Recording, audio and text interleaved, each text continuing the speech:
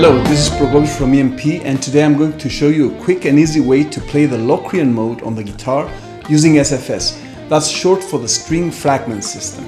So we won't be memorizing any box shapes here. With SFS you will learn to construct this on the fly. The Locrian mode is a very interesting and unconventional sound. You don't find too many songs written in the Locrian mode. That's because the pure Locrian sound has an unresolved, unsteady character. But it's cool nonetheless, so you can make some very interesting music with it. Or maybe you can have some other uses for it. For example, use it over secondary chords in a song or as a substitution over other modes. But where to use it is a different subject that we can discuss another time. For now, I've included a 12-key Locrian backing track playlist with which you can practice this mode in any key you want and enjoy its exotic sound. I made these backing tracks as part of BT Pack 1. And it's a nice one, even if I say so myself. BT Pack 1 is a set of 84 model MP3 backing tracks that I made that you can download for free. It's one of the gifts I have for EMP viewers. There's a link for that below. So let's look at how to play Locrian. Let's do this in the key of A. Put your first finger on the 5th fret, string 6. This is an A and it's our root note. Now we'll play string fragment number 4, which looks like this. So it's played with fingers 1, 2 and 4.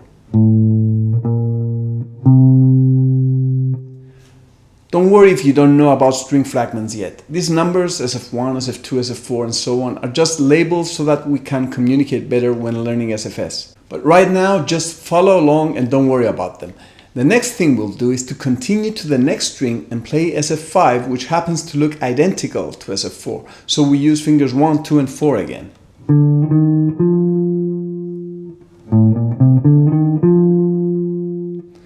And then we move to the next string and play SF1, which looks like this. So this one is played using fingers 1, 3 and 4.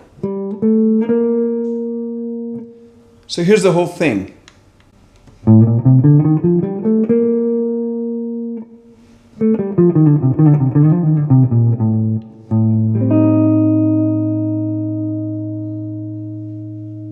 What we just constructed is a full octave of the Locrian mode plus an extra note. Now, if you know anything about SFS, you would know that one of the main benefits of this system is that everything is movable. So I take this 3-string system and go to an A on the 5th string and apply it there. SF4, SF5, SF1.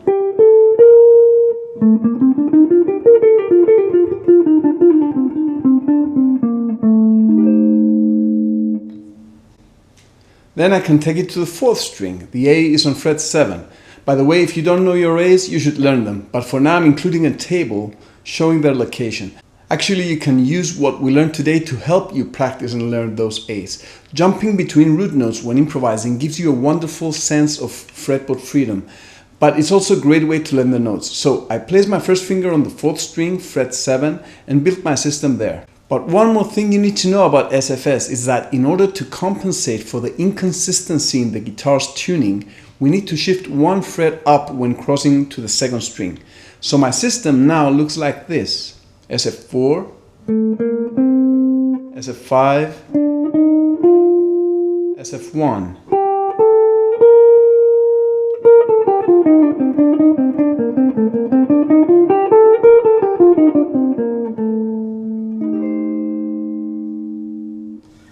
Now let's go to string 3. You can use the A on fret 2 or on fret 14. Again, we shift when crossing to string 2, so the system looks like this: SF4, SF5, SF1.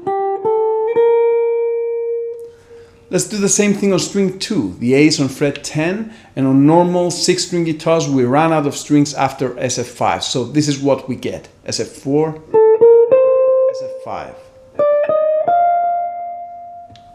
And of course, if we place our system on string 1, we only have 3 notes.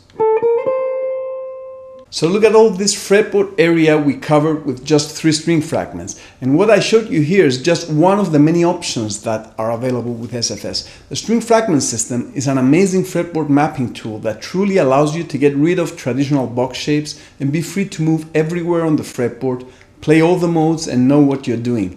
So if you want to learn more, I have a free SFS modes crash course that you can watch where you can get a lot more info on this. There should be a link somewhere for you to sign up. It's free, and if you haven't seen it yet, I highly recommend it. So now I'm going to demonstrate improvising in A Locrian using what we learned today. Watch it, feel free to steal some ideas, and then experiment on your own over the included backing tracks. Bye for now, and don't forget to like and share, and I hope to see you in the SFS Modes crash course.